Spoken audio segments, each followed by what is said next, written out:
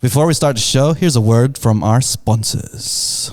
Art and B is an immersive studio in Penrith. They do artworks. They do, sip and paints. They also do dance classes out there. If you go to artandb.com.au, you can book in some sessions for there, whichever one of their sessions you want to do. And we have a special promo that we're running with them, purely from the Cheatcoders listeners. If you want to go to their website, book in a session, and then use the promo code CC20, that's CC20, to get $20 off any of their sessions. $20 off? Yeah, so they're situated in 522 High Street in Penrith. Hit them up. Go to their website. That's artandb.com.au. We had an amazing time when we did some painting there. You can paint canvases. You can drip on some bears. Yeah, you can paint bears. And again, they've also got dance classes, but inquire within their website as well for that there in that space. Shout outs to Sylvester and his wife there. If you need any ideas for some birthday parties, from corporate events, end of year parties, or something for your date. We got Valentine's Day coming up around the corner. Dates for sure. Something for New Year's. If you have a New Year's resolution where you want to be creative, this is probably the one for you. Art and B. Artandb.com.au. Just use the promo code CC20 and you get $20 off any of the sessions or any of the services that they provide there. $20 off. And if you want to check them out, check out what they're about on Instagram. It's art.n.b_Sydney. Or just check out their website. It's got a link to their Instagram there as well. That's artandb.com.au. You know what? I'm going to say it now. I don't think today's generation has felt real love. What do you mean? Because they haven't had an argument over a map. Bad directions. And shit. You know how much, at least for some reason, I think we were at the tail end. When I learned to drive, we're at the tail end of, the maps type of thing. Google Maps wasn't introduced. It was Waze. I think it was not Waze. Whereis.com? Yeah. So you had to. So after the maps. Wow, is that still on? Was where is still around. And where you would print out the directions. Yeah, they'll tell you which way to go. Yeah, man. And then arguments over that shit when you were driving. I think, oh man, it's where is the street? I reckon, and as well, you build the relationship because you've gone through something. Yeah, together. Difficult, bro. Together. And then you went to war together, bro. That's how you become brothers. You literally lose yourselves in a physical location. Brothers in arms. And then when you find that, you're like, we survived. We made it. That's when you know love. Yeah, I think these kids have more of a relationship with Google Maps than their actual partners, you know what I mean? Because back in the day, man, when you had to argue with your passenger seat person about directions, bro, that was something else, man.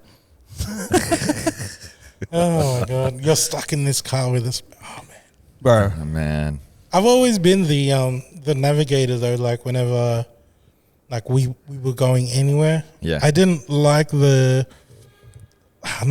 relying on just in case. Me too. I have no trust. when there were GPSs on phones, when that first started to come out, I was so cynical of it. I still had the Navmans and stuff. Yeah, the Navmans. Yeah, those things. I still had the booklet of the maps. Right. And so before I would drive somewhere, if I didn't know where I'd go, I'd look for it, and I loved doing that. It was like orienteering. Do you guys ever do that in high school? Oh no, I don't know what it means, but I think I don't know what the word, but I think I know what it means. Is it the one where you just go A-E? Yeah. It's A7. Coordinates. A7 coordinates and bro, orienteering. I felt like one of those guys that were looking up astrology and shit. Yeah, the coordinates and stuff. I felt like a spaceman, bro. Every time I learned that shit, bro. I'm sure they've done just Mount Druid. in parts of the US, they probably do this as well. But here in Australia, part of what we did in high school was you'd go out to the bush and then you would do some orienteering. So you had to navigate from one part of the bush to the other.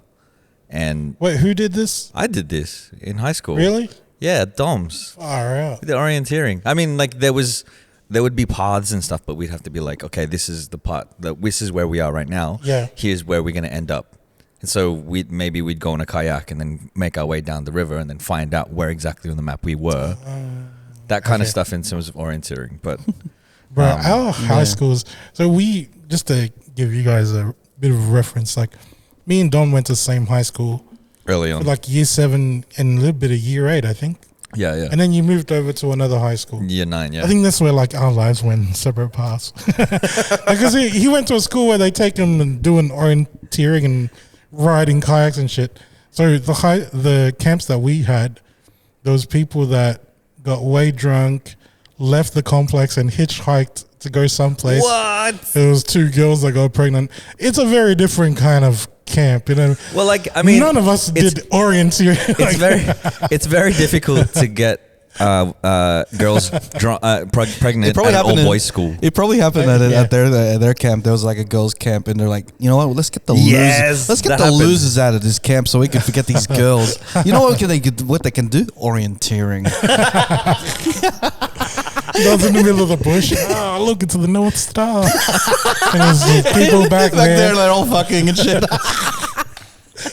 Man, this is the best camp ever. Yeah, bro. I was the nerdiest kid, bro. Backpack on. Just give him a compass. All my friends were probably getting drunk and fucking, and I was just like, guys, let's look at the map. We are on E15. Look at us. I am gonna just redo this intro. Yo.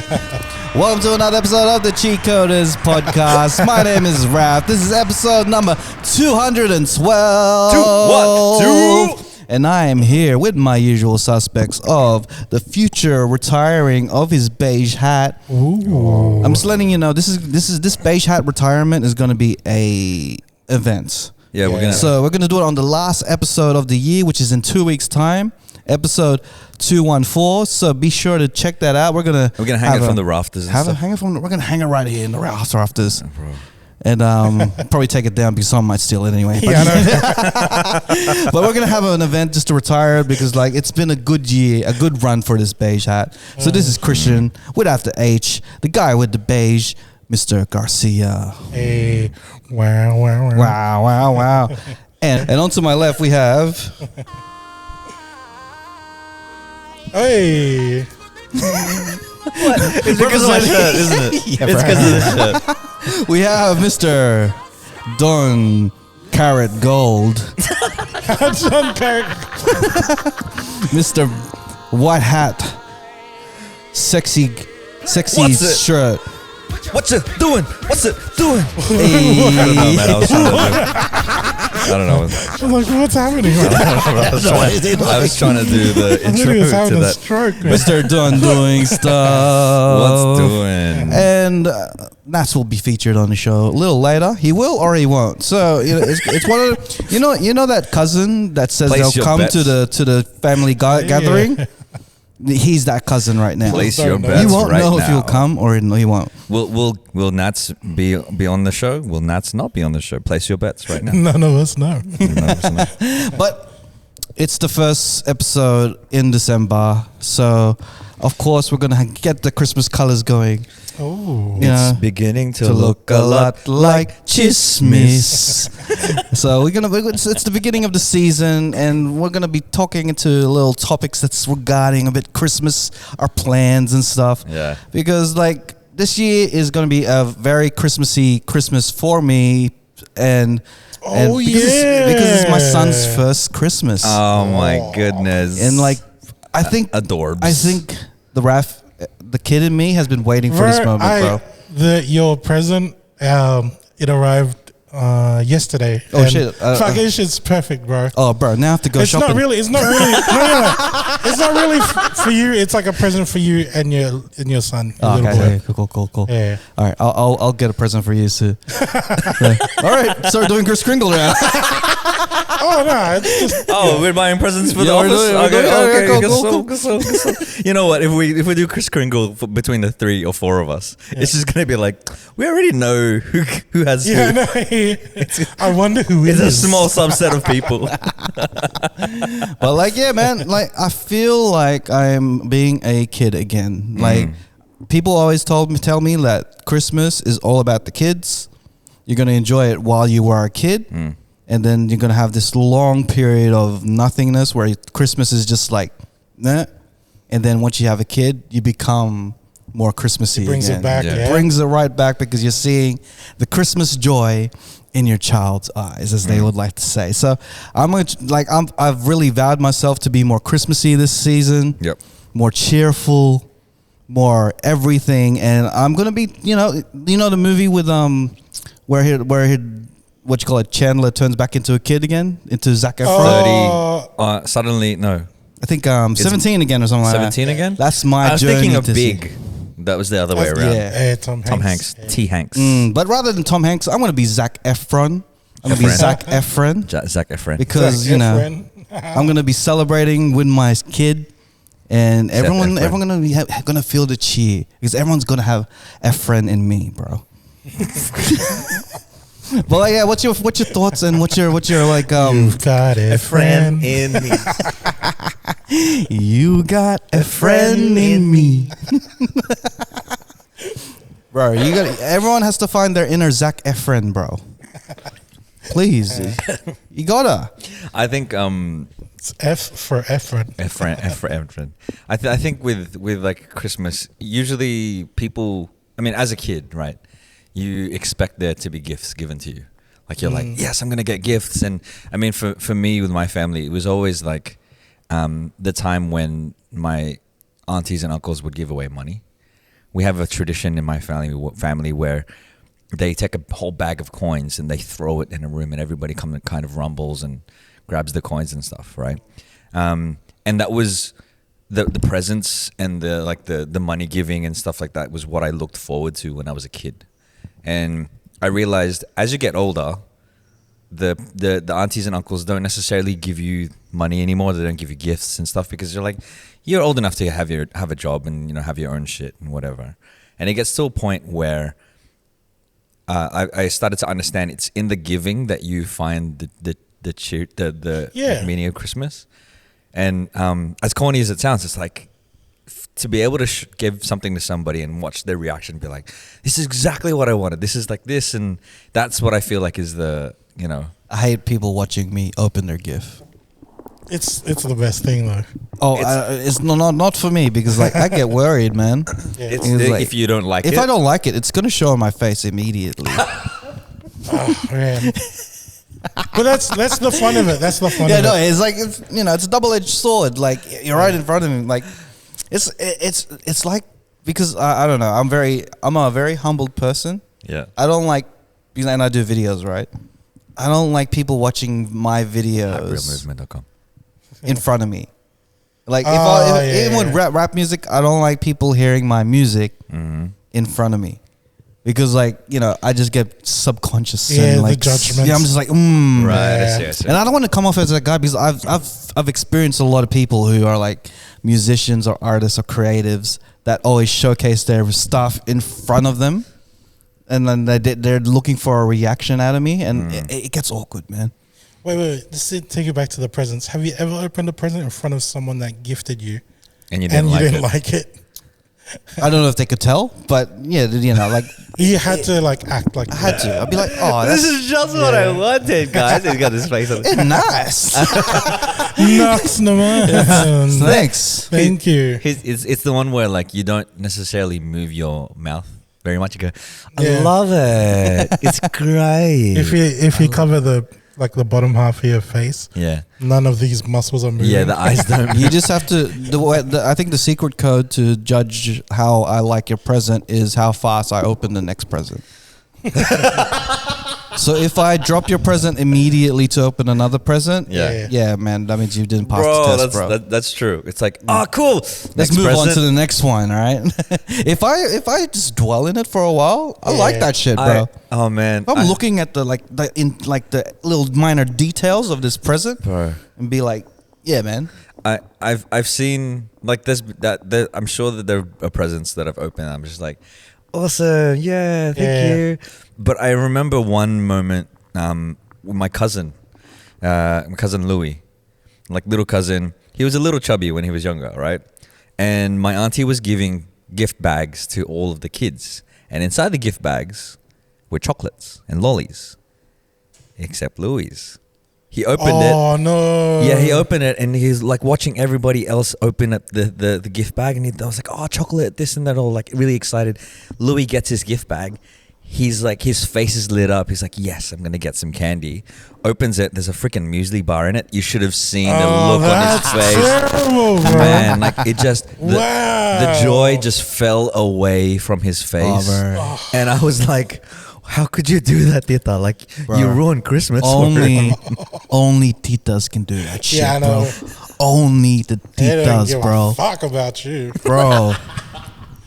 I'm sure she was trying to be like, well, she meant well, Yeah. but like They always meant well. oh man, I still see it. I still vividly see his face go from like joyous to like the world is ending. That's what it Bro. looked like. You know, the man. worst superheroes would be titas, bro. Because they mean well, right?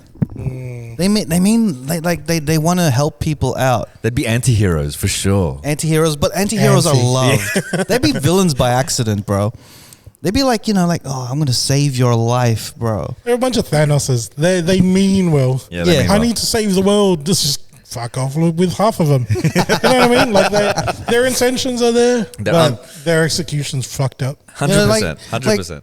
I think, Super Tita would like look at like a person in trouble getting chased by a monster, and then he'll be like, he needs to go for a run anyway, because he's not Needs to looking in the best exercise. shape. So I think this is really actually Fucking good for him. Aunties, like, Titas are victim blamers. Yeah. It'll be that. It's like you're getting chased by a monster or getting chased by an alien or whatever, Yeah. and they'd be like, "I told you not to go out. I Yeah, told I you know. not to go galabanting. You're getting chased by a monster now, huh?" That's terrible. I got mugged on the way home. It's, well, if you weren't outside of the home, you wouldn't have got mugged. I told you to come home at 4 p.m., huh? You didn't You know come what? home. You know what? I'm going to do you a favor. You're grounded for the next week. Yeah. And you'll thank me next week because you haven't been out at all, and you won't be mugged again for a while. So Perfectly balanced. perfectly balanced. As all things should be. They always mean well. But they always say the wrong shit. Yeah. That's why mental health isn't a thing in girls. There's no translation. There's no translation from English to Tagalog for the word mental health. Oh, bro! Like if your mom or your tita hears the word mental, they probably think that you're crazy. Yeah. You'd be like, "Oh, my son's not crazy. Yeah. My son is not crazy."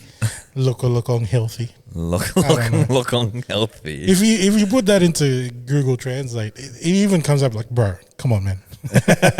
We both know it doesn't exist. Now buck up and go to work. Stop having a You just need to stop being sad. Yeah, I know. Stop being the person. I could imagine the parents be like, "Oh, you watch too much Marvel movies, too much superhero movies. You learn all these fake things like mental health." Man. That's why my auntie was like, Thanos was right. There's the whole thing like, oh, you got gut again? Oh, you got to stop eating those seafood. But you cook the seafood. That's it, bro. That was the thing. There's a story that my brother tells all the time. Like, he was with my mum and they'd gone. She was like, "Oh, you want to get some food? Want to get some lunch?" And Ken was like, "Yeah, sure." She's like, "Cool, let's go to Macca's." She goes to the driver's Macca's, like drive-through, and then she orders food and she goes, "Ken, what do you want?" Ken's like, "Oh, I'll get a double quarter pounder meal," and she's like, "Are you sure you want to eat that?" And he's like, "Mom, you're the one who drove us to Macca's. We're here. You judge me on what I'm eating right now." This is good preparation for what's to come, guys, because in Christmas time, the food's going to be there to tempt you. They're baiting you into this shit, bro. Yeah. I You got to think up of comebacks now. Think of your comebacks now. Think of your stories to avoid conversations now. If you don't plan on having babies in the next 3 years and stuff, just like think of another topic to deflect it. You got to prepare yourself for these moments, man. It's also like knowing that it's gonna, regardless of whatever body type you are or body size or whatever, it's gonna happen because that's the way that like families are. They're gonna be blunt. They're gonna say shit no matter what. You know what I mean? So like, Yeah, you just got to put on a brave face with the holidays and know that it's coming and know that it's not you, it's them. We're 100% like behind you on this as well. It's because we understand, like, we face this shit. Yeah, we know what it's like to be judged, and then you kind of like put on the spot, right? Yeah. So one of the things that I'd like to, I suppose, like offer to the people who actually do listen to the whole episodes and stuff, is that for the girls who always get asked, like, oh, how come you're not in a relationship yet? How come you don't have just kids tell them yet? you have a boyfriend from Sydney, he's overseas, and just call my Instagram right away, right? And I'll pretend to be your fake boyfriend. Use the word code CC20. Yeah, if you need a fake boyfriend, let them know, man. Just go, hey, you don't even understand. And this guy's in a podcast and they got 49.7 thousand. And then if they Apple the app follows him. And then if they contest it, just say, look, you've got a date with him at Art and B in Sydney. And you can use the code CC20 to get $20 off. Bro, any service, man. Any service. I'm not even kidding. Message me beforehand. I'll send a message out. Like, I'll record something on video or something. Like, I don't know. Just be like, sorry, I can't be there. You know, girls only. Please. Please. Well, yeah, man. My favorite part of Christmas is the food. It is definitely the food, for sure. And we've discussed that Filipinos are really competitive people. And then within the family, everyone's going to bring their own dish or a type of thing, right? Just to put it on the table. And the thing I love about people bringing their food is that they don't come at the same time, right? They come in like increments of time, because some people are going to come late. Some people are going to come at the beginning. And I just feel like it reminds me of a Royal Rumble. You know what I mean? It reminds me of like, it reminds me of wrestling for some reason. Like someone always just comes through the door. In my mind, just music just plays, and they come in with their food, their contribution to the party. The Polvaron's here, bro. That's it, bro. I'm gonna run into the ring. John Suman's here. John Suman. And like everyone trains, I'm sure. Dwayne Polvaron Johnson. The Polvaron. If you smell what the Polvaron is cooking. Bro, like that shit, man, when they come in, because they trained the whole year to perfect this thing that they're only going to cook on Christmas, right? And at the party is where they're going to showcase it and get their feedback from everyone else, bro. It's a Royal Rumble in itself, bro. It's the crowd. That's the party goers. They're the audience. There's the audience. Bro. The ring is the table, right? This is the real boodle fight, bro. Like there's a boodle fight, but this is the real fight. Do you smell what my mom is cooking? Like you can hear the bell ring at the start of the party. Ding, ding, ding. Let's get ready to cut it. And then everyone just like, comes let's get ready to boodle. Bro, the boodle rumble. That's what I'm going to call it. Boodle rumble. The boodle rumble. The Christmas rumble of it. Like, fun fact, actually, the what I heard about boodle fights was, and I'm pretty sure I've said this on the podcast before, but it originated from the army where they all had their rations. And when they came together, they just dump all their rations onto a table and then they would share it. And so whatever was there, they would just kind of pick off the table and they'd share the food with each other. And that was the origins of the boodle fight. Bro. What's this? This is the John Cena theme. So this Christmas, wait by the door, because John Suma is coming through. Don't take all the John Suma, Tita, please. You see your Tita just with the box of Suma? She walks in, and then my other Tita takes it and then walks out.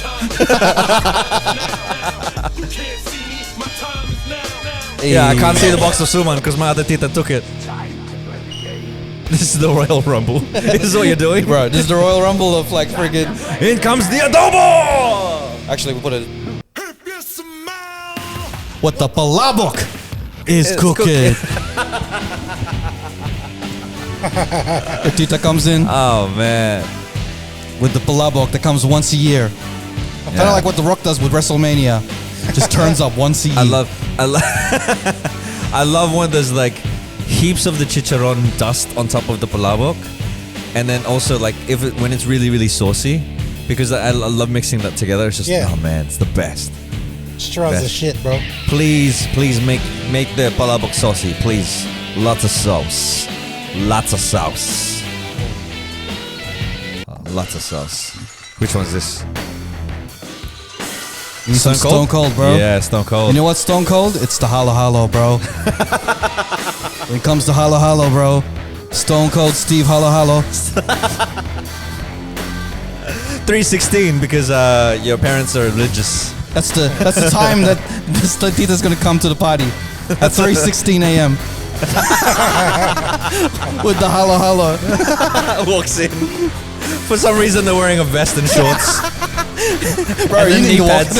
Knee pads as That's well. so stuff. You know that they're late because everyone's holding up a sign as by the time that they're gonna come back around. 3:16. 3:16. It's a Christmas lunch. It's 3:16 right now, Bro.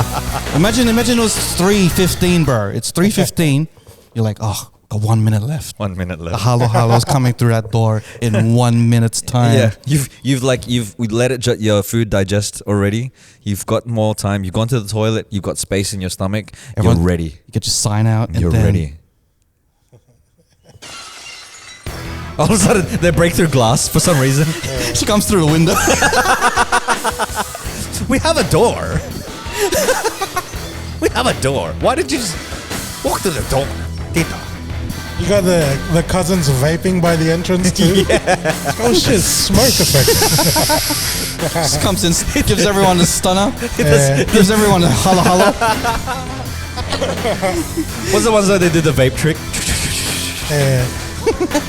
There's a tornado and shit. And then you drink the holla holla with like, you get 2 holla hollas. Yeah, smash it together. Two of them, yeah. Whack. And then, what you call it, your tito's chucking to his wife the holla hollas.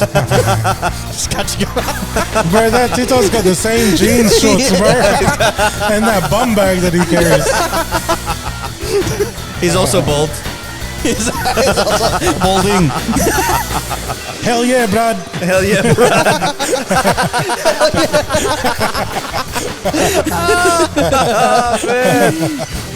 Stone Cold Steve. Hello. Hey, bro. Oh, bro. That's gonna happen, bro. I'm looking forward to it. The Royal Rumble at the Christmas party, bro. Yeah. Right. And when you get to the table, man, what is the one thing that you are grabbing, like no matter what? Bro, they'll hook you up for sure. Chicken. If there's chicken. Chicken what? Like just chicken? Usually have someone like that makes their own drumsticks or like, you know, the wingettes the fried and stuff. Yeah. We had one of our yayas or one of their helpers in my uncle's place used to always make chicken lollipop, where it was like they would cut the wing or they cut the drumstick to a way that the bone would be the stick and then the chicken would stay on the top of it. It was like fried chicken but in the shape of a lollipop. It was amazing, man. Bro, amazing. Chicken lollipop, bro. My grandma used to do not the lollipop thing because that's the way that they cut it, right? But the way that my Lola, this is like my Lola that gangsta Lola. Like no, the other one, the one that like raised me like right from toddler years. Yep. She used to make one that was like marinated in peanut butter. It was almost like satay kind of thing. Ooh. And I've never come across anyone else. Like, I don't think it's a Filipino dish. I think it was just something that she made, like just out of this is what I've got at home. Yeah. And then I'm just gonna make like a peanut butter kind of thing. And man, I swear, if I come across a girl that like cooked that shit for me for dinner, I'm marrying her, bro. Like it's one of those ladies. Like you know those traumatic things like in my head. It's a trigger for you. Oh it's like, my gosh! This is I'm handing over my wallet. It's like here, keep everything I have. There you go, ladies. Like that's a bit of a pro tip for you if you wanna. If the key to Christian Wild Thoughts heart is peanut butter chicken. Peanut butter chicken. It's one of those things, man. Because you'd love kare kare, right? Yeah. Because that's very peanut butter based. My ankles love kare kare too. Ooh. But yeah, the whole I'm not really like, it's not my favorite because of the peanut butter. I think it's just the nostalgic thing. Like it's like you know, my Lola made this stuff that I've never been able to find anywhere else. So when you if someone does present that to me, right, and it hits that thing in my head where it takes me back to that age of like receiving this thing from like the first like woman that I loved, bro. Like the scene, like the scene from Ratatouille when he tastes it. Yeah. And it just goes, it really does. Oh my God, my fucking tears and shit come down. Like, oh man, that's it. I'm yours, bro. Jesus Christ. I feel like I'm doing a praise and worship right now. It's like, lead me, Lord. Have you ever been to a party or a gathering where two people have brought the same thing? Yes. Yes. There's always, I don't think so. There's probably like, I've been to multiple parties where there've been two trays or like different types of lumpia. So someone would bring like their own lumpia, and then they'd bring like one that they bought, like somebody. So there'd be two, and I'm not going to say which one I went. Yeah. See, they're putting up against each other, man. It's real shit. Like I've been to a party where the lumpia was like, there was two sets of lumpia on the table, and then like I've eaten it, and I felt eyes on me for some reason. Yeah. And then later down the track in the party, someone just pulled me aside and be like, which lumpia did you like? I know where this is going. Oh my God. He was like, so which one did you like better? Obviously, he brought one of the lumpias. And I'll be like, nah, they all taste good, man. They all taste. No. At the end of the day, some things are better than others. Is that what they said? Nothing is the same, man. Sometimes when there's two of one thing, one is better than the other. Trying to start. So drama. which one did you like? Trying to start drama at a Filipino party. Hey, bro, drama in a Filipino party. How do you get is yourself out of that though? Like, oh man. I always ask, like whenever I get to the party and I look at the food, I'm like, oh, who made this? Before even tasting it. Oh, who made this? Who made this? Who made this? So you get an idea of like, oh, your tita brought that. Oh, this and this and this is. And I look at it and go, cool, yep. And then you just file it away as a like. Just that's a good way of sussing out which auntie that you don't like the food from for future reference. To not eat. Because somebody else is gonna tell you, like you're standing there and just be like, you know, just have maybe look over the host and like, oh, cool, someone brought this. Like, even if you don't like palabok or whatever, oh, who brought the palabok? You haven't tasted it yet. But they go, oh, Tita so-and-so brought it. File that away for future reference for the rest of the party. And so when Tita so-and-so comes up and like, oh, did you try the palabok? Yeah, Tita, you made that, right? There you go. There you go. You're in the good books. You're in the good books. You know it's kind of messed up, though, because if you have two Titas that you both like them and they both made lumpia. Yeah. Then you can't have any lumpia because you can't hurt either of their feelings. You know what I mean? I'm gonna eat the lumpia and run. Yeah. You know what? I'm just gonna be on the karaoke mic. Don't stop singing the whole night. He does this. Don't disturb me. He does this thing in front of them where like they're both standing in front of him. He takes one lumpia, puts it on one side of his mouth, the other lumpia on the other side of his mouth. Yeah, it's good. They're good. It's good. This is maybe why the titos get drunk at these parties. Because they don't want to face their wives asking them, hey, did you try some of Thingo's lumpia? Is it better than mine? And they just have to pretend that they're drunk. Or not even if there's two things at once. Even that like if there's this one dish like your tita brought, and then someone be like, oh, okay, can you just try your tita's the filo spaghetti from your tita? Yeah. You know, she tried really hard to. Some titos do that for sure. Yeah. They know that their wives are gonna be a little bit like sensitive about it, so they'll tell you straight up like, don't forget to try this. Just try it because your tita made this. He is helping you. He's an ally in the party. He's telling you now, like if she ever comes and asks, say nice things about it. Say nice things. Yeah. Yeah. Because then fuck, imagine that they do go around and go, which spaghetti did you like? Fucking, they were both shit. I didn't like any of the food out here tonight. That's why I brought KFC. There's always a bucket of chicken as well. There's a bucket of Kentucky, man. That's why. Hey, that's always the go-to, bro. Yeah, exactly. Hey, you can't go wrong because then you can blame the Colonel if it's crap. Just blame white people. Everyone will agree with you. Just put that. I think I've gotten sick of KFC at a party. Yeah. Like because it's usually the original recipe, and I'd prefer. I go the wicked wings, man. Yeah, because I'd prefer the wicked wings or the crispy like fried chicken, all that kind of stuff. Yeah. Spicy, but then KFC, you gotta try it. Have you tried it? The hot and Bro, spicy. Oh my god! But I never want to be the one to be like, oh, chicken again. Like, you know, because that's fucked. You don't want to do that at a party ever. I don't know. I've never done the whole chicken again. I fucking love chicken, bro. Yeah, you can't say that, bro. Yeah. As long as there's like gravy around or something, yeah, that even sets it off, bro. Ooh, my God. The one thing that I discovered last Christmas is that my dad loves cassava cake. Last Christmas, Dad loves cassava cake. Last Christmas, he was guarding that shit with his life. He was like, it wasn't even. You know, the thing is, it was in a container, right? Like one of those boxes. Yeah. Where there's something inside, and he kept it closed. Right. Put it on the bench top, and he sat next to it the whole night. So it was just him with his beers, and then his his chicharron, and right next to it was a mystery box that was never opened the whole night. And I remember a scene earlier this year. Somebody else had his beer, some chicharron, and but I didn't keep food from everyone. I did not. But like when my dad, people started noticing it. Yeah. And then once the news broke out that there's cassava cake in the household, whole hell broke loose. It didn't break loose because there was a guard that you had to go through. He was gatekeeping cassava cake. He goes, you shall not take man. You know the kitchen. I'll give you the best analogy. I thought about this on the way here. The best analogy of my dad guarding the cassava cake was Vormi. Okay, so he's in Vormi right now, which is the kitchen, and then the cassava cake is the soul stone. Oh my god! He was Red Skull. And he was Red Skull. You have to sacrifice the one you love. As you walk to the kitchen, he's like,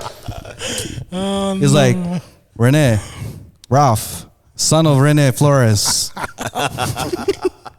He's floating too. he's got a hood and a cloak. You know why he's Red Skull, right? Because he's drank a few. Yeah, he's drank a few. It's fucking people, so he's all red. Asian flush all over his face. It's like he's protecting this because he himself wants this stone, this cassava cake, but he can't sacrifice the one he loves because right now all he loves is himself to eat it. So to have. He would make deals. He'd be like, you must sacrifice the food that you love. Oh no! A food for a food. Food for food. You have to bring it. You have to try. Yeah, you have to. Off the bench top. Yeah, but it's a lumpia with meat in it. You know, the lumpia with meat in it. Like. and then afterwards you're just on the ground with a cassava cake in your hand. You wake up, you're all wet and shit. It's like you throw the lumpia off the table. You're like, Sayang. It's like, I got the cassava, but at what cost? You would walk back into the room where everyone's at, and they would see you hold a cassava cake. Everyone just looks at you. And they go, what happened to lumpia? Yeah, what happened where's to lumpia? You just had this fucking like defeated face, or like look on your face. And then you throw a chair for someone throws a chair for some reason because they get upset. Oh, bro. Did you get the cassava cake? Yeah. How much did it cost? Everything. Yeah. Someone's like, we can use the cassava cake to bring the lumpia back. Doesn't work that way. It doesn't work that way. And you chuck a plastic chair halfway through the well. It's the plastic chair that you borrowed from your cousin. So it's got one of your titos' that you have name no on intent to give back. You got someone's name written in the back with a texter. That's someone's last name in there. Oh, bro. Yeah, bro. He was guarding it with his life, bro. Oh, man. Like you had to go to lengths and strengths for him to sacrifice one of his cassava cakes for you, man. I don't understand why he brought it out, bro. Just like keep that for yourself. Put it in the fridge. Yeah, leave it. Man, guard that, dude. I think it's the type. It's like it's here, and he doesn't want to look greedy. But then because I know I reckon my mom was like, you got to share this cassava cake. Share it, so he went halfway. He's like, it's technically out in the party. Yeah. But the door's closed. Yeah. I feel like there's something my brother would do. My brother John loves leche flan. Like he loves it, bro. Yeah. He loves it. And at the end of a party, if there's like one whole like oval of leche flan, he would just inhale that. It's so good. You know what's weird, bro? Like your brother doesn't have diabetes. He's the skinniest one of all of you, bro. This dude's fucking loving leche flans, cupcakes. Fucking weird cunt, man. Smallest dude. Smallest Valix. The leanest. Yeah. The leanest of the Valixes. Right. Let's get to a segment. We haven't even touched a segment. All right, let's go with All right. Well, we're kind of talking about Christmas and stuff, and I did mention like briefly, like earlier, Jedi being the German Shepherd from my youth and stuff, being like my first kind of like friend and shit. So that I'm a dog person. Yep. And it kind of even makes it like weird, like the story about the eating the dog thing. It hurts so much, right? The Christmas period is like that time when it comes to, like, a lot of people tend to gift animals and shit, which is I think it's fucked up, right? Because it's I don't know, it might look good on Instagram and shit, but then come January, a lot of the people start realizing, man, like I didn't want a dog or I didn't want a cat, whatever. And then all these dogs end up going to the shelter and shit, which it's messed up because if they don't find, someone to actually adopt them, then they end up getting put down and stuff. Or at least over here in Sydney, that's what happens. That's what happens, yeah, for sure. So, like, but what I did notice, like, for a lot of the dogs, if they're given jobs and shit, then the case for them being adopted is even bigger. So if they become like service animals, like the main thing is like the seeing guide dog, right? And that's one of the charities that I happily give to.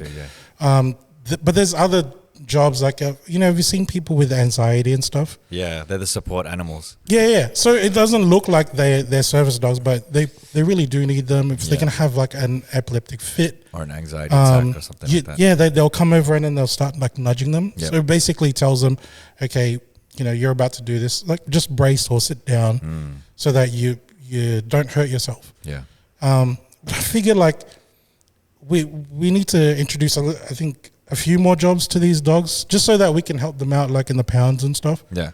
How about we start training these dogs for, I suppose, like a wider variety of people so that they stop you from, say, texting your ex-girlfriend, for example, right? Like, especially, you're about to tweet something that you're going to get cancelled, like, you know what I mean? Yeah.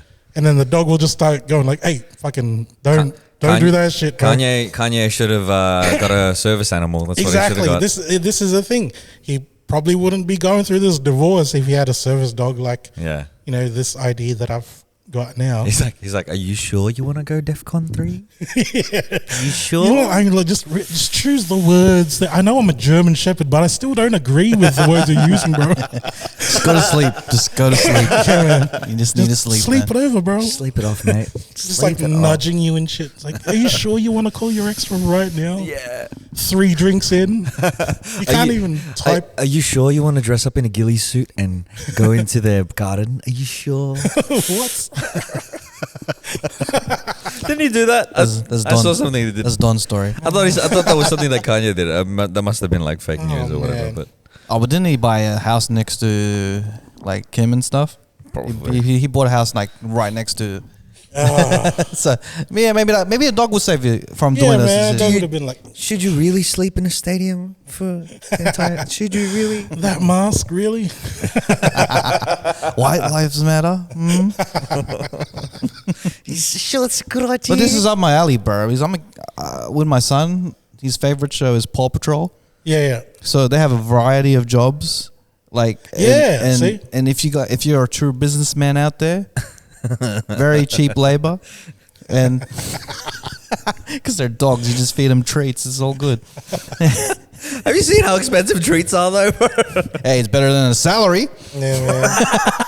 You have to pay superannuation. I was watching Paw Patrol. Insurance. I was like, man, this Ryder dude, which is the leader of the Paw Patrol, he's a human, like a boy, and I was like, this Ryder dude knows what's up because he's probably getting paid for all these jobs and saving people. And he gets all the bitches. And he gets all the bitches. And he gets to pay no one else. His team is just a bunch of dogs. Like, on a serious note, though, like, I think I told you guys this before. My cousin had a Doberman. He was a security guard. But he was a security guard with a Doberman, for work. So he was getting paid something. This is like late 90s. He was getting paid something like $23 an hour. Dog was getting $12. You know what I mean?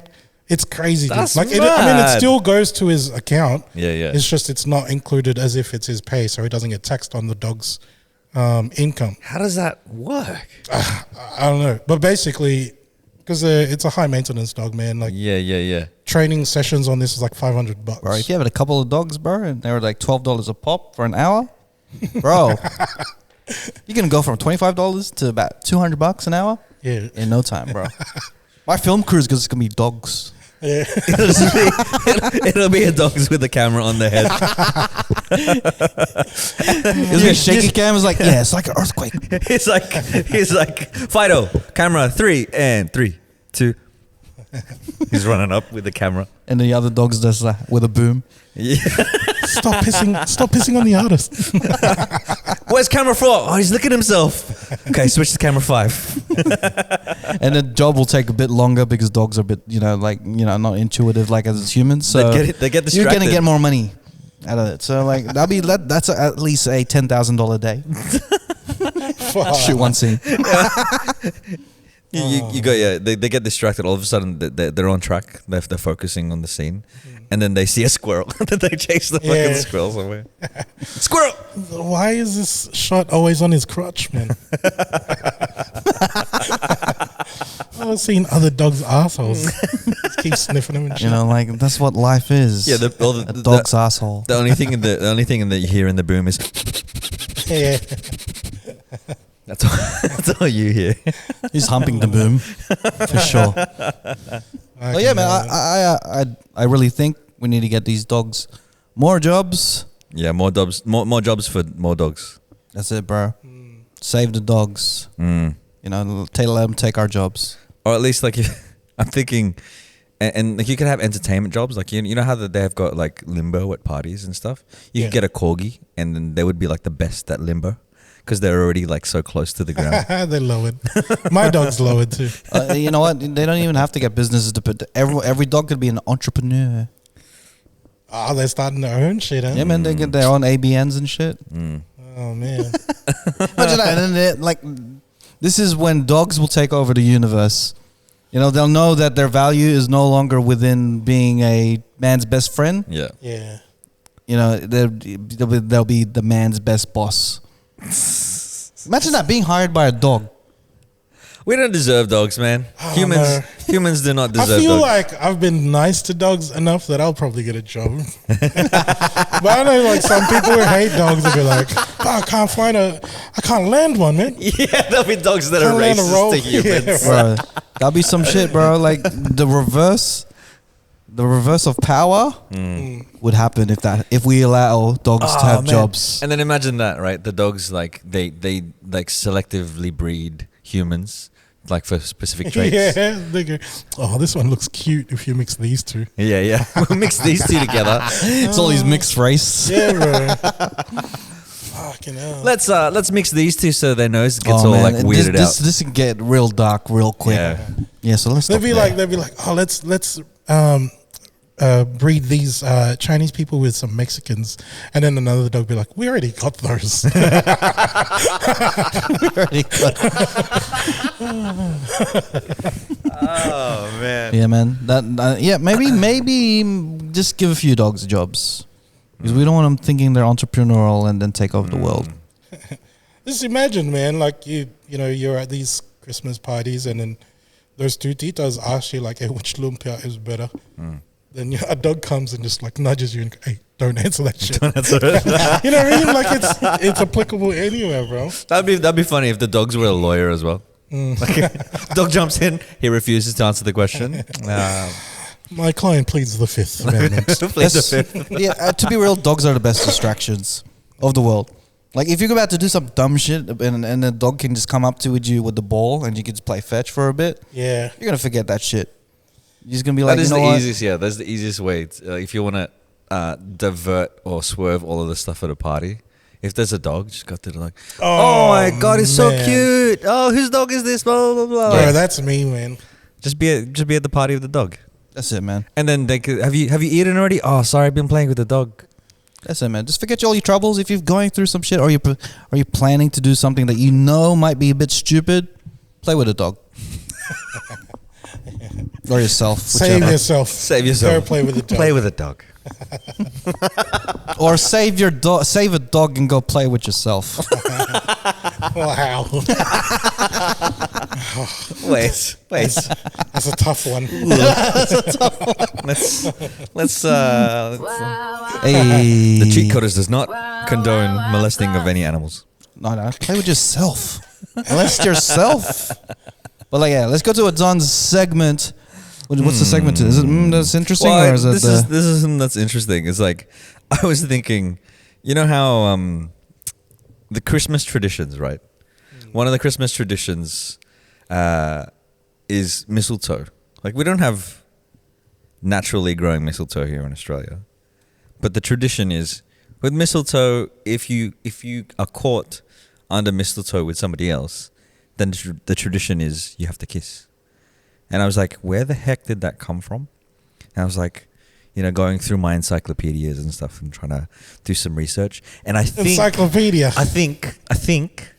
Don't be in. All right, just before you give you a fun fact, if you're near a mistletoe and you see Don around there, stay away from the mistletoe because you're not gonna get a kiss.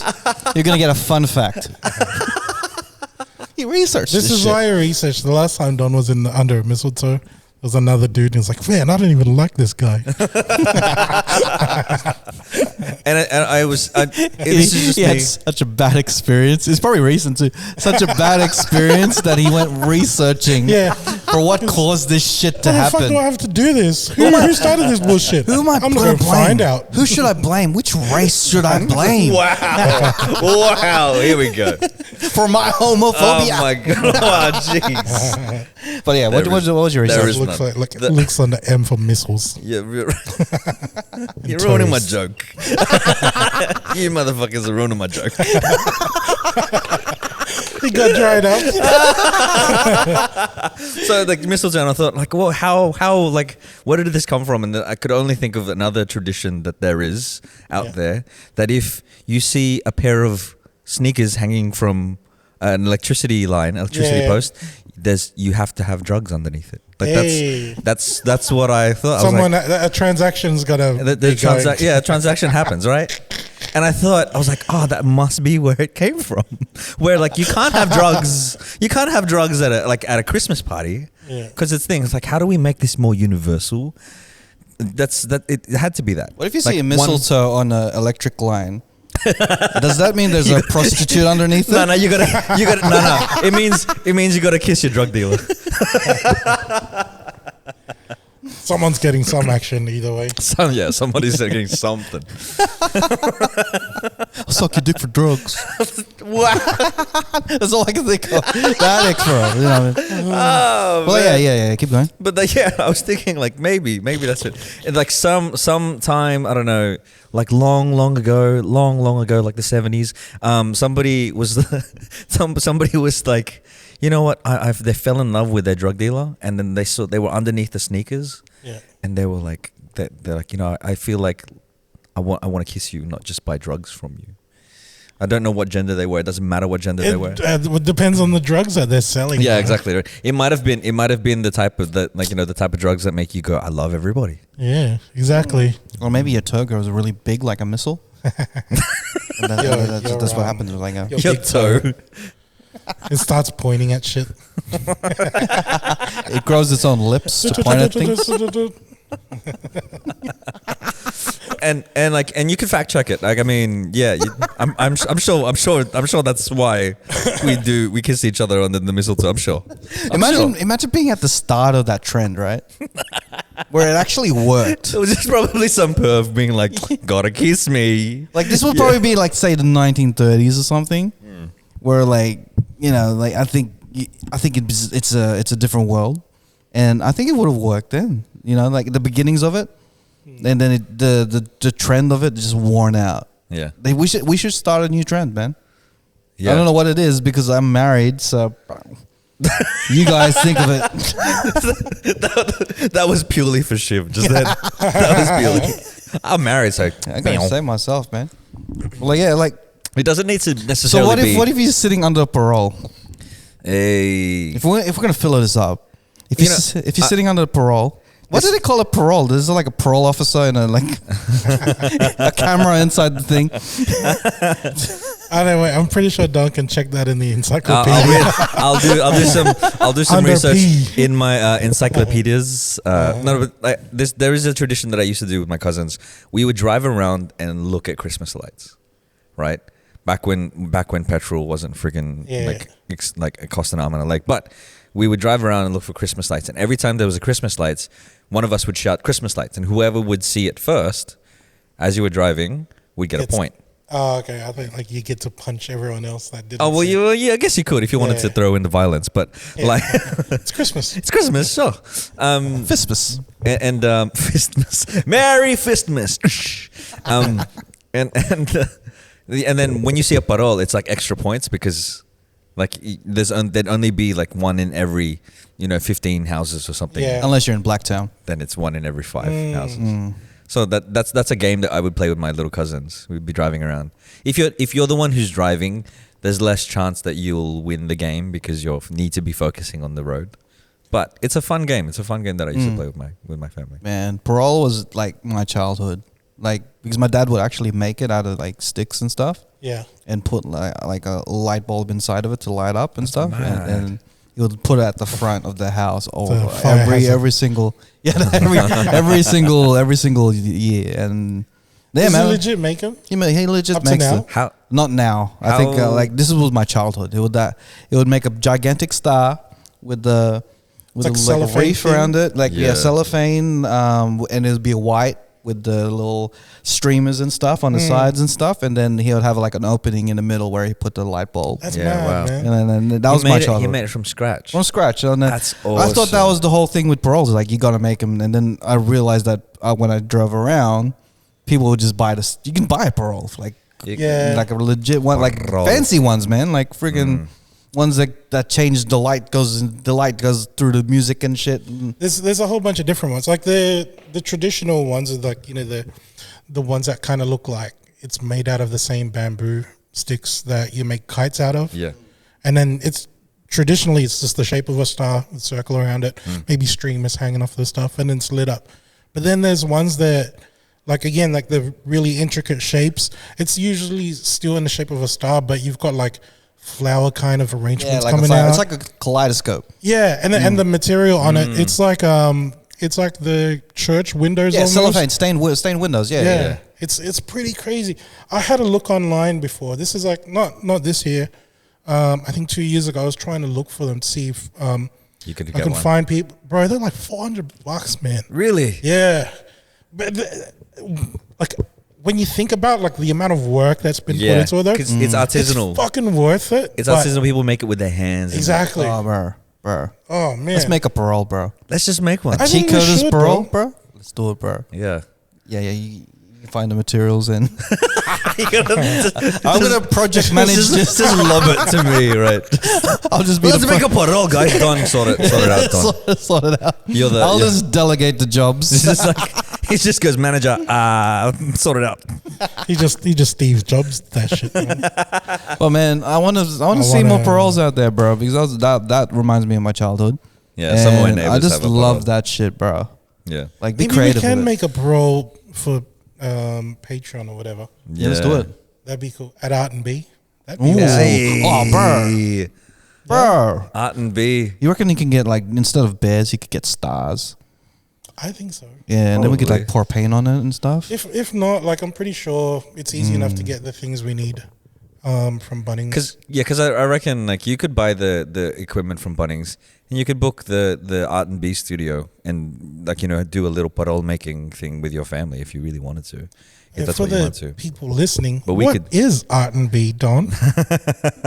So like you would have heard, in the ad earlier, Art and B is a studio, an art studio, but also just a shared space that you can hire out for painting, for dancing. There's they do dance classes there, and we did some painting there. We painted some bears that we're going to be giving away at the end of the end of year competition that we've got.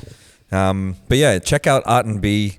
I'm trying to remember the address, but I know it's on High Street. 522 High Street in Penrith.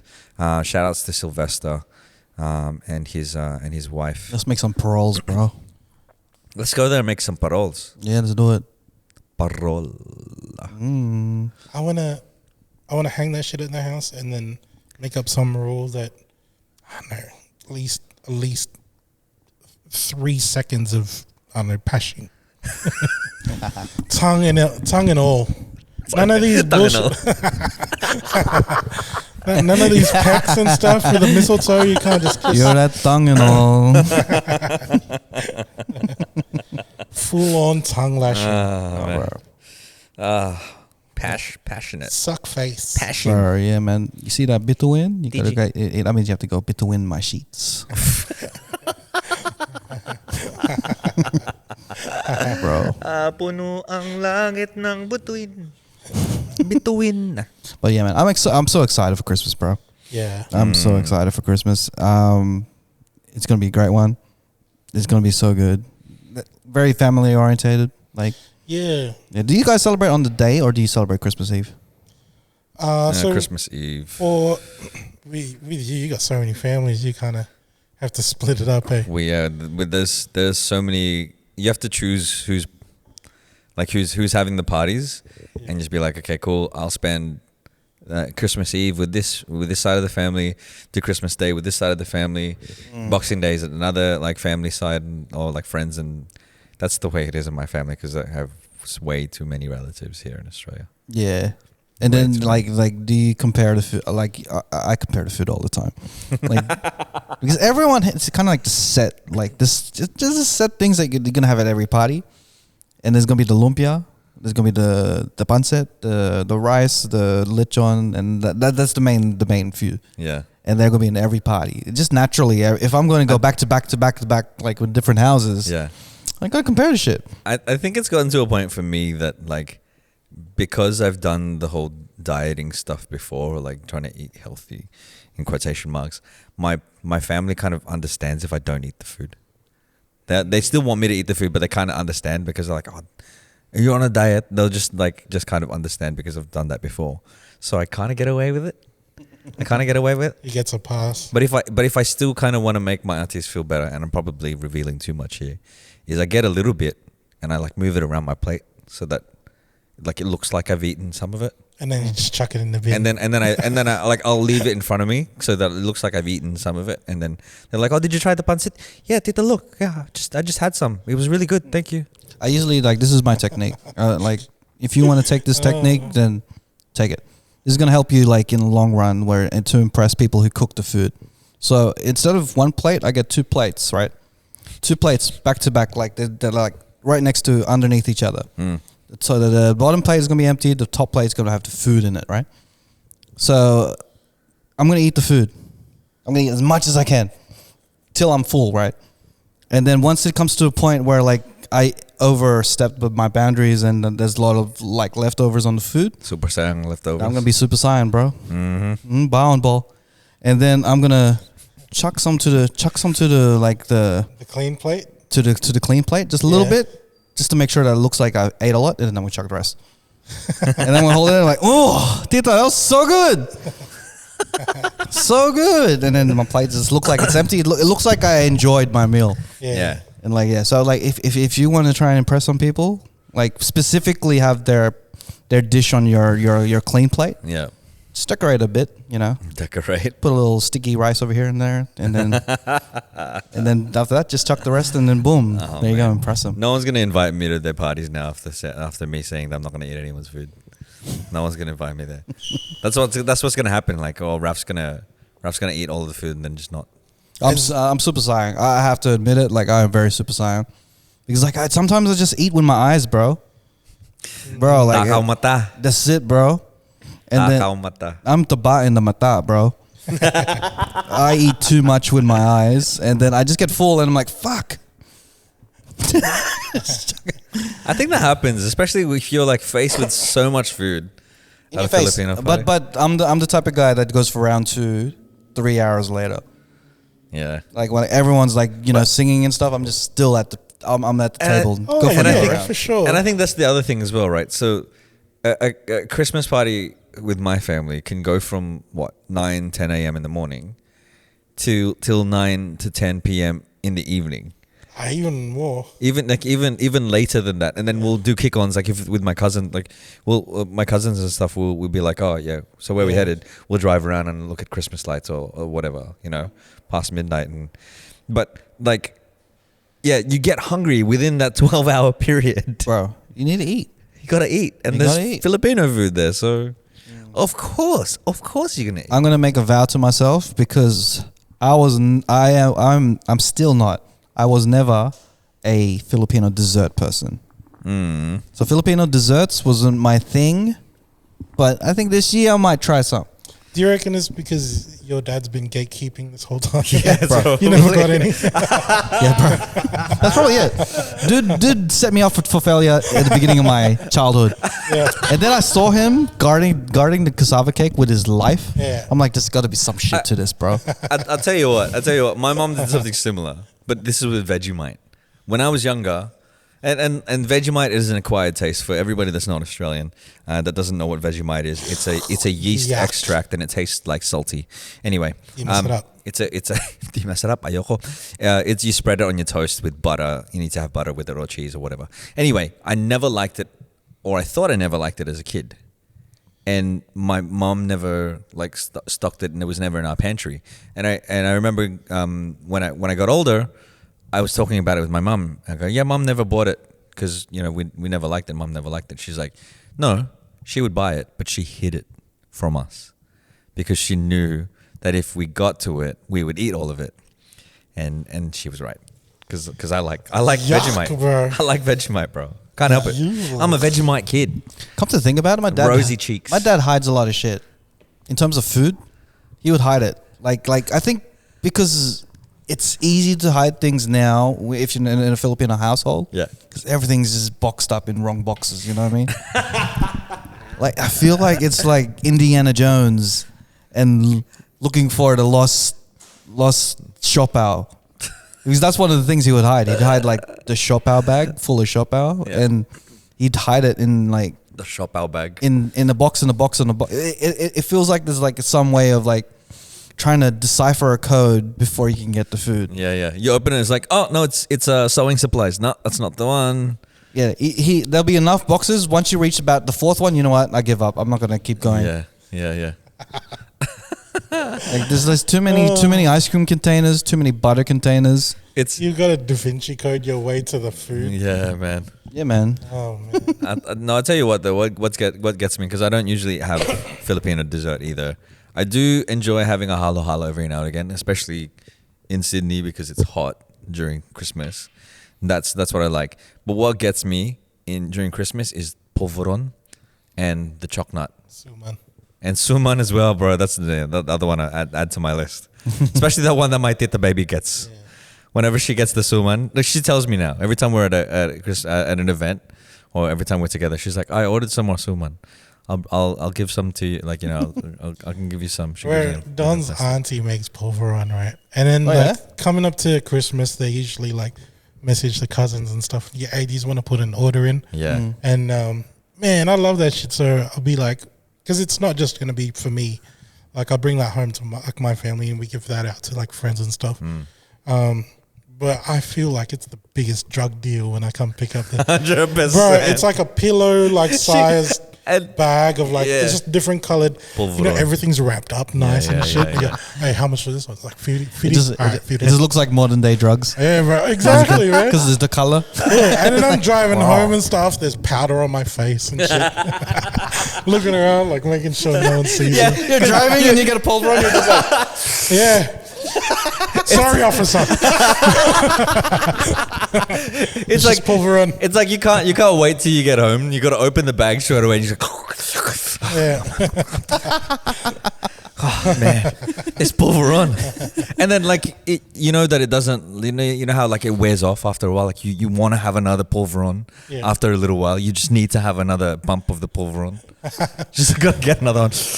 I'm just picturing that now.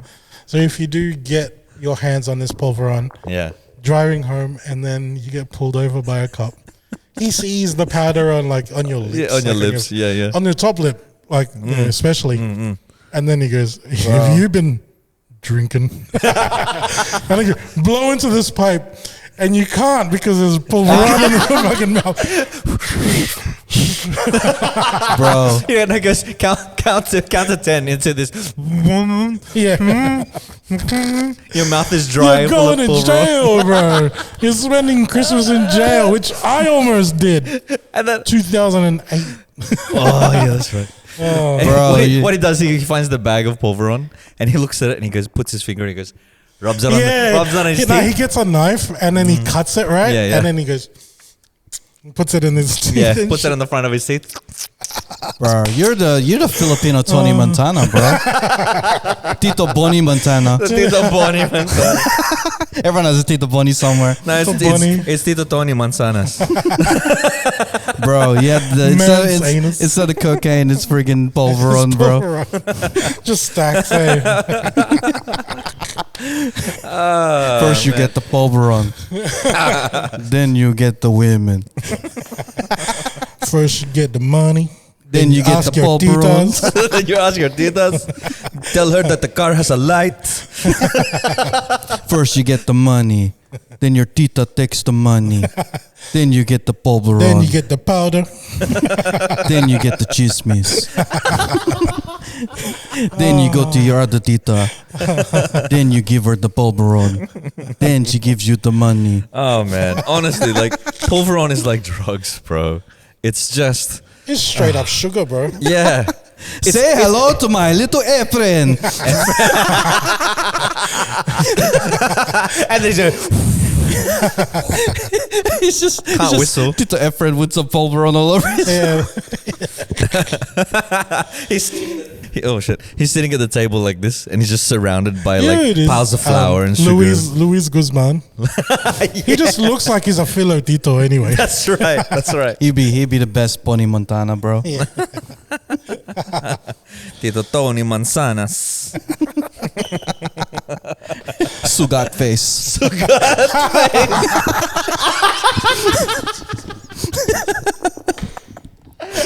Sugar face. Oh my gosh. That face is the best. I love that. He just sees the blimp that says, "Whose food is this?" First you get the pera. Sugat face. First you get the pera, then you get the Polvaron, Then you get the powder. then you get the Then you get the titas. titas.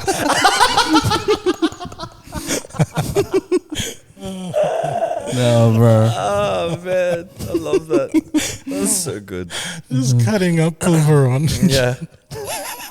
Bro, I used to help my tita. I used to help my tita Peanut make the Polvaron because she'd make it in massive batches. Yeah, my auntie, she's the one who would make that for my family. She doesn't make it as much anymore, but like, man, I haven't made Polvaron myself. Yeah. But I was just like, isn't that just flour, sugar, and the powdered milk? Yeah. My dad was like, nah, it's not as easy. It's not as easy, and I think he's got like the special recipe. You know what it is? Love. Cocaine.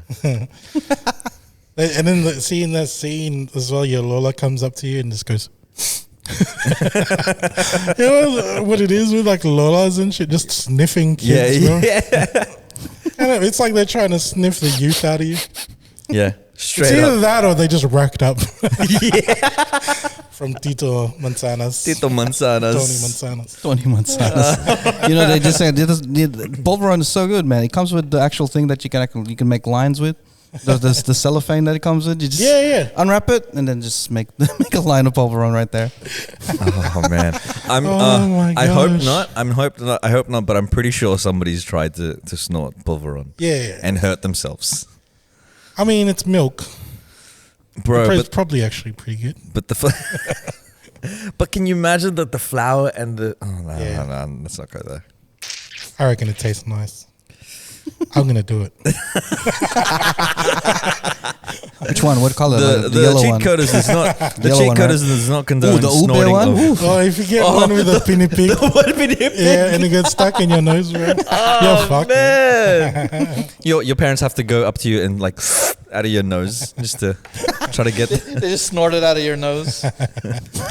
Why is your kolangat purple? He snorted the Ube Polvaron. The Cheatcoders does not condone any snorting of Polvaron at all. Nah, fuck it, do it. Tell us what happened. Jeez, and which flavor?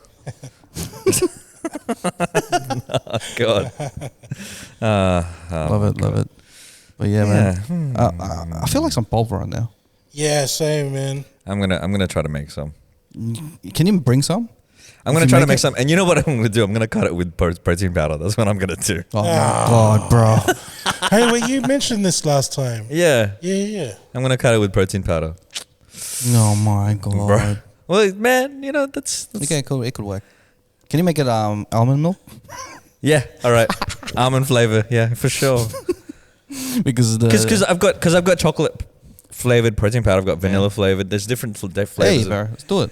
If I can get some ube flavored protein powder, put in some like what you call it, pre-workout in it. Oof. Nah, bro. Imagine that. Hey, like a pre-workout. It'll be like a lemonade flavored. Might as well just go with straight up Coke. It'll get your heart pumping. Your titos are like, what's in this? What's in this Polvaron? My heart it won't stop beating. I suck your dick, man. Oh shit.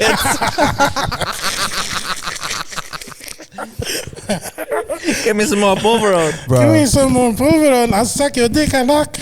Oh God. Imagine getting all the titos would be like dancing dancing terrible. throughout the whole night, bro. That'd be some crazy shit. They'll be dancing to ABBA and they'll be like they're dancing to like what's the song? Awitin mo. Oh yeah. Bro. I've been dancing to that all night, bro. Crack fiend titas. It'll be the tita laugh all night, bro. Yeah, the cackles. The cackles, bro. Oh my goodness. I love that shit, bro. But yeah, man. Live your lives, Tita. If you want to, you can. Hey, this is the time to do it. Christmas, like, be your best self. Times 100. You know? Enjoy the parties. Eat the food that you can. Be the heroes that you want to be. That's it, bro. The anti-heroes. The anti-heroes. The titos, superheroes. Tita heroes. Mere